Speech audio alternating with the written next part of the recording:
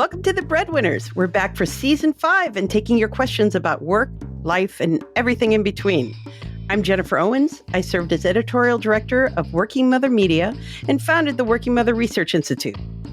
And I'm Rachael Ellison. I'm an executive coach and management consultant who works with companies big and small to design workplace policies that work for all employees. There's nothing we like more than talking about work-life strategies, but we know that in the real world, such questions can be very personal and a little prickly. In this season of the Breadwinners, we tackle them all. So this week, we're surprising Rachael with a question that I have heard. And so this is what we're talking about now that we're back on the mic. Are you ready, Rachael? As ready as I'll ever be. Jennifer, as we know, likes to just throw those at me. To throw it. I mean, if you don't come prepared with your mitt, man, then, that's not on me. Fair. Let's see if I do. Is it fair? That's kind of sad. Okay, here's the question. I need a new job, but there are many things about my current role that I fear will be hard to replicate, like a flexible schedule, knowing the inside track of how to get things done, knowing the job like the back of my hand. But on the flip side, I'm bored. I'm feeling unfulfilled and worried that I've gotten too good at this one job. What should I do? Well, I like this question. So interesting pieces of it. I mean, I think as a coach, what I might ask is tell me what parts of it you really like about it, right? So, yeah. I mean, I think how does this play to your strengths, particularly as you're looking for a new job? You want to be thinking about what is it that you're really appreciating and what is it that it's making you hard? You're right. Because it's hard to say, here's where you go if we don't have that. Right. Just so you can work from home on Friday or go into the office. But, that's not going to define the work that makes you happy. I mean, I also think there's a lot of other questions. So granted, we're doing these open questions and we want to explore what we can, right? But I think that being able to identify what you're really good at, how are you killing it in this job, and what do you want to replicate somewhere else? Yeah. Because it could be as simple as like, I want to work in nonprofits and I've been working in corporate or vice versa. And, I want to try a different context for where I'm working. I think it's also helpful to know, I guess this is what coaching is. We just ask more questions, but what is, you said, the ins and outs, right? And you know your way around. Within an organization, is that, do you have external clients, right? Are you working with a network beyond the organization itself, or is it all within the organization? And then, those take a while to build up. So thinking about what kind of network do you need to build next? Do you want to build next? And how you might do that. In terms of the flexibility, what I obviously would have said in 2018 versus what I'm saying now, I think is very different. Yeah. I really think that whether or not your company has the flexibility policy that you would like to see in other companies, right? Whether or not the new companies you're looking at have it articulated the same way. I think there is something that I hear that folks are trying to do as they're looking for jobs right now, which is really to get a sense of how serious is this company about this, right? It's really not a red flag, but it's a flag to culture to sense how serious they are about this stuff. It is. Also, I think, when you're interviewing for a job, and this is something I'm also hearing is when a manager doesn't know how to explain what the culture of an organization is, when they're not talking about the physical place. Yeah. It's a red flag, right? So they should be able to talk about the culture that does not clearly, confidently, right? So I was talking to someone about how they're going to create a sense of belonging, and they were talking about in-office convenings, right? How to get folks together in office, and then The next sentence was, we're even going to do some remote convenings. And I said, we are now in a digital first culture. Yeah. Meaning, this is something that comes from the Future Forum book, How the Future Works. And they talk about, we're not talking about digital first, like everybody's got to be online all the time. But your company needs to accept digital first as a concept, in that we used to use email and chat and whatever sort of ancillary tools for us to be able to navigate communication in a dispersed environment of any kind, right? Digital first doesn't mean everybody's working from home. Digital first means, no, we're actually not saying it's ancillary anymore. It is fundamental to who we are as an organization, that we work on, develop, convenings that are online, right? And that are digital. And if the company that you want to work in is not able to do that, it would give me pause. I think everybody's figuring out how to do it. I don't think it's like, if they haven't figured it out, like they don't know. But I think it's important for them to at least be thinking about, what does our online culture look like? Particularly if they're really going to seriously hire folks who are not in the office all the time. It can't just be an afterthought that, that they're going to create this culture. The company that I was speaking to, that I was just mentioning, they are hiring people remotely. It's not like, why would hybrid, and streaming these convenings even be maybe we'll do some, right, when you always have remote people now. Yeah. Well, I think part of this also comes from when you've been at a job a long time and you've come to know who you can trust, who you can't trust, who actually, despite their title, actually holds the power, how you get around stuff to get stuff done. And it can take up a lot of brain space that you can get really good at this one culture to get stuff done. And I think that you can have the moment where you're like, wait, am I too good? But only at this one culture? Especially when and I'm sure every workplace is dysfunctional. I don't know. You always think every place you've worked is dysfunctional, but each one has their own particular flavor. And there have been times when I've been in jobs where I think, ooh, I'm just really good at this one place. I wonder if these skills will translate. Well, I've definitely worked with organizations like that. And I think, there are some organizations that are so big that it kind of feels like that's like its own universe. Yeah. And you have to, it's not necessary to change environments. Yeah. And if you feel, I think that so I've been reading all this engagement data. What does it look like for folks to feel included in a culture?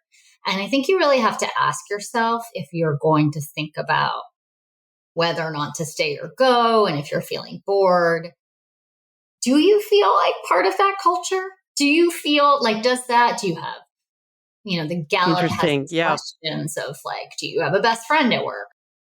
All of that matters to your engagement. So I think thinking about, do you feel like this is a home for you? And then if you did, I think that's huge, right? It's really hard to recreate that, which is not to say that it's impossible, but if you feel at home in a place and you feel like you belong and you have a great network and you're bored, then what's missing? What's actually missing? Could you do it there? Yeah. I actually think you could do so much to make innovation happen. Hopefully, right? You could innovate on your job. That's what I would hope. That you could say, I'm very valuable to you as an organization. How can we envision this going differently? Well, and I would say that I remember a million years ago, since My daughter's now in college. But when my first job, looking for jobs after I had become a mother and in publishing, back when print publishing was a thing, I Yeah. am that old. I went around and I was trying to go from trade magazines, like B2B into consumer because I thought it was more glamour and whatever. And I went to one job interview. Woman had no idea what my background, my personal needs were, and she just went on a whole rant about people who needed to go home early because Uh-huh. especially at the time, I don't know, I've kind of moved out of traditional publishing, but it was a real like thing where everyone stayed late to close pages and and it's like, sheesh, I need to get to pick up. I'm two Right. parent family, yay, but both are working parents. I can't, I'm going to have to leave at some point. And she went on and on and on in this interview. And I really thought, oh my God, I'm never going to be able to get a job because Mm. my one job that I had a kid in it and like had kind of negotiated, I negotiated that I could pick up my kid 3 days a week. I would leave at 4:30 to go get Sweetie Girl. So I was very fearful of like, oh my God, this would never happen. And I'm here to tell you, I've had so many jobs since then. I don't want to say how many jobs I've had. I mean, I can't even count, but I've had a lot of jobs and then and have been able there are jobs for you out there. So, Yeah. No, I get that. I but get you that. definitely should think about these things that you want, because everything's a trade-off, right? Yeah. Like pay is great, but the benefits could suck. Always look at the whole compensation package, but of like benefits and retirement and all that sort of jazz. But part of your compensation is you being able to run the rest of your life too. Yeah. And I don't think it's crazy. These places that can't deal with us as complicated people don't deserve to have us. Oh, I'm getting fired up now. Well, I think, I mean, it's interesting that I was just looking at some data that I think is really, specific to certain populations, certain demographics. And it has implications across all employees, which is, that people who feel that they have been disadvantaged in the workplace are discriminated against in some way actually have found, remote work environments to be more comfortable. Really? Yeah, there's like a significant amount of data to back this up. And I think the stat, I've got to find it, but the stat was that I think it was, no, I don't want to misquote, but like Yep. we're talking about like when one of these groups was asked of what in one study, I think that the Future Forum did also, they've been really on top of things. They were asked, how do you want to come back to the office? And Yeah. there was like 3%. Like 3% of people want to go back to the office. That is interesting. Huh. But I think beyond the stat that I'm obviously not getting right, what I think is interesting is that bear with me, but I think this question that keeps coming up for me is around hypervisibility and invisibility. And like, we think about what did we know about each other when we were in the office together? What did we know about how we felt and about each other's lives? I knew that one guy was trimming his toenails in his cubicle. Wait, is that a thing? That's right. Yeah, there's that guy. But we've seen kind of our lives in a very revealing way, and I think we've also been able to kind of open up. It's kind of given us some safety from like these very like clumsy conversations where like everybody's kind of like sees each other's lives, sees there's a concept called Johari window where you like reveal more of yourself. Like we've revealed more of ourselves to each other. And I think as a result, even if we're not in the same space, just some of the things that I think we would have said that to each other without thinking, because we were sort of just in our normal patterns, we've come to question and think about kind of much more carefully. I don't know Yeah. if that makes sense, but I think when I look at that data, that's what it says to me. Yeah. Is Well, and I think when it comes to coming around to the idea of like, I think it might be time for a change, that I'm always the advocate for going on two tracks. Couldn't you make it better here?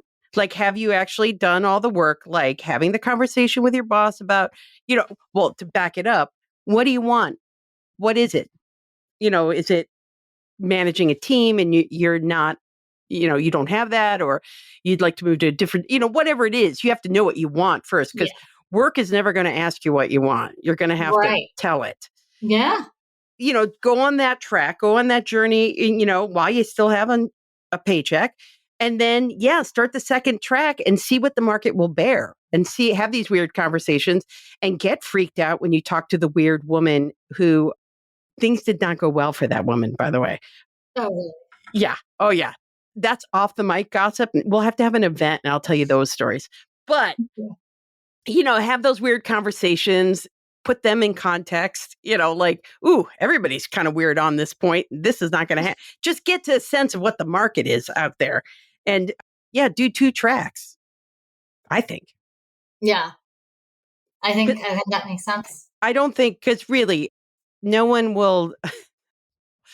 I feel like when you're younger, am I being too downer? But I feel like when you're younger, you might hit upon someone, though it happened when I was older, someone who actually kind of brought me along and kind of lifted me up and saw something in me, saw my potential and helped me move ahead. But I've only had that one or two times, like other than that, I've had to go make it happen. And some of that making it happen was, it ain't happening here. So I'm gonna, what I need, which was a lot clearer when I was younger. The jobs were like, each level was more defined, and my life was very uncomplicated. I had two cats. That was it. In fact, I wrote a song called "I Have Two Cats." Maybe we'll put that in the feed someday. Yeah, that'd be great. One of my hits, man. One of my hits. So, all right. Is that what we're landing? We're totally talking about the fact that it's not an uncommon feeling to feel Right. bored, to feel unseen, to feel unhappy. Yeah. I think it's really common. I think it's really common now. I think, 'tis the season of years. Yeah. People are feeling My like, personal thing is I'm having a hard time remembering how to have fun. yeah, It seems silly to say it, but I really do. Like, you know, when you remember back to remember when you just had all this free time in your 20s? And yes, we're parents now and we're all that sort of jazz, but what did I do with all that time? And I'm like, can I do stuff again? Because I kind of don't. So I think that makes you happier too. yeah, true. I think also it's interesting venturing out and thinking, because I think even though there are things that we used to like to do before the pandemic, I think some of us anyway, Yeah. me, I'm still just kind of figuring out do I like to do now? Right? And I think my circumstances in some ways unique, but in other ways, I think it's kind of cool to try on new ways of having fun. I think that's what I've been Yeah. encouraging companies to do, is when we think about fun, we've had these very traditional ways of thinking about fun in the workplace, fun not in the workplace. And we're in a new dawn. Yeah. We need to think about it differently. And sometimes being bored is exactly what I want. Exactly.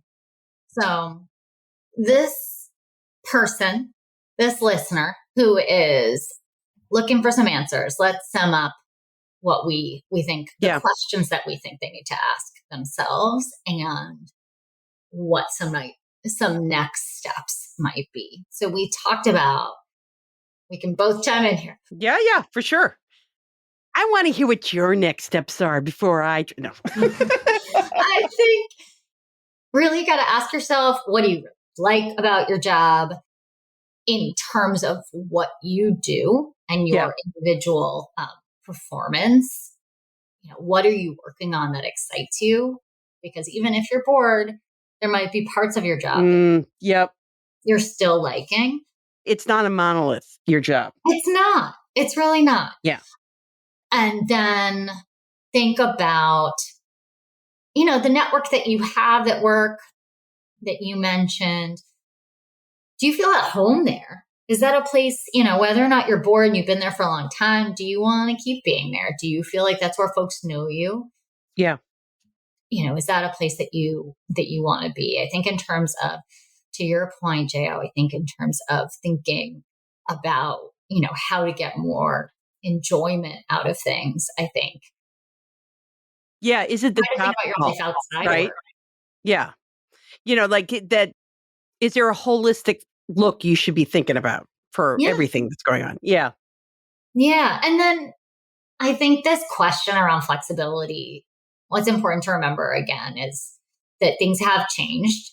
And I think a lot of places will be kind of mulling over flexibility if they don't have a policy that they can stand by long term. Because I do think that I say that not because people are just starting to think about flexibility, but because I think it's a dynamic idea. It's evolving. So companies are making different decisions all the time.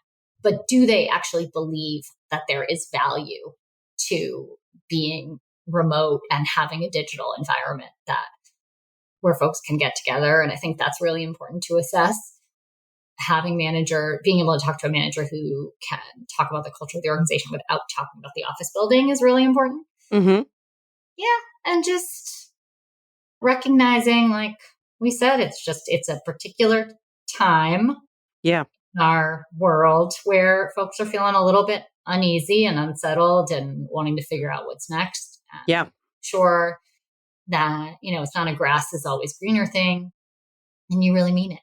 And take some steps. Like, don't just wallow in it. Take some steps. Exactly. Study and play. Come together on a Windows 11 PC. And for a limited time, college students get the best of both worlds. Get the Unreal College Deal. Everything you need to study and play with select Windows 11 PCs. Eligible students get a year of Microsoft 365 Premium and a year of Xbox Game Pass Ultimate with a custom color Xbox wireless controller. Learn more at windows.com/student offer. While supplies last. Ends June 30th. Terms at aka.ms/collegepc. Growing a successful business has never been easy. But whether you're navigating a complex industry or trying to reinvent one, our breadth of banking experts are here to collaborate on market-proven solutions. At KeyBank, we're built to grow with your changing needs because we're not just here for the business you are now, we're here for the business you'll become.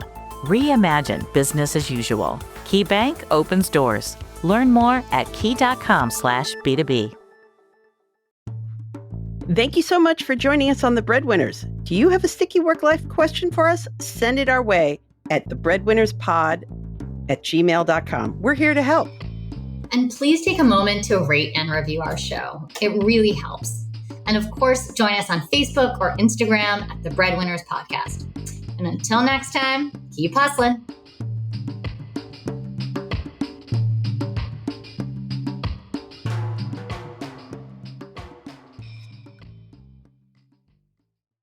This podcast is part of the Sound Advice FM network. Sound Advice FM, women's voices amplified.